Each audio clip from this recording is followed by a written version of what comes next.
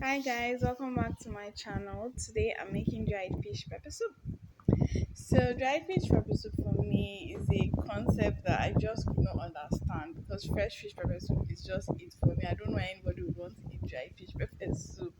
But then I made it and it was awesome. And funny enough, I've never eaten any other person's dried fish pepper soup. So this was a totally new experience for me. So I'm going to leave the number of the lady I got dried fish from in Makodi. She way bills anywhere in Nigeria. And why I'm doing this is because this is literally the cleanest fish I've ever bought in my life. Like that's one of the reasons why I don't really like cooking with dried fish because there's all issues, sand, something, and you have to wash forever. And this is the first time I'm cooking fresh fish. Sorry, you guys, see how much I love fresh fish because that's all that keeps coming to my mouth. Dried fish. This is the first time I'm cooking dried fish whole. So you guys already know how I make my pepper soup.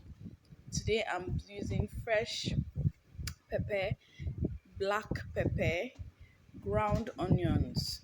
Very basic, very easy, very easy. What I'm using as my black pepper is iye, what if people call iye, okay?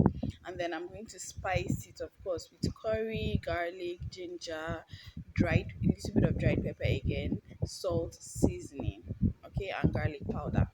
All right, so back to this fish. It's pond fish, so it's really nice.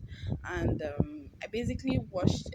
As you saw, I poured hot water into it. So I basically poured hot water, removed it because I wanted to and I used the white bowl because I wanted to see how much sand residue could come off without me actually washing the fish, and literally no sand. So I said, okay, fine. After I removed it from the hot water, and then I did the cold water wash. I did it twice.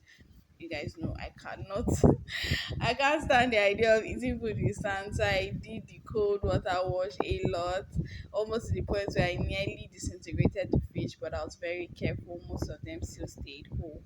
So our sauce boiled down really nicely. And then now all I'm going to do is add the fish. Now you have to remember that dried fish is made in different ways. This is smoked, some people sun dry, but whichever way you look at it, the fish is basically really soft at this point. So you have to be careful, and then you don't really need to overcook it anymore because most of the cooking is done through that smoking process. And what actually brings it death is when you smoke the oil, it kind of sticks to dust and all of that. The oils from the natural oils from the fish basically. But fish for me is super nutritious, super easy to cook. If you're worried about preservation, then please go dry because the fresh fish will require full constant light. All right.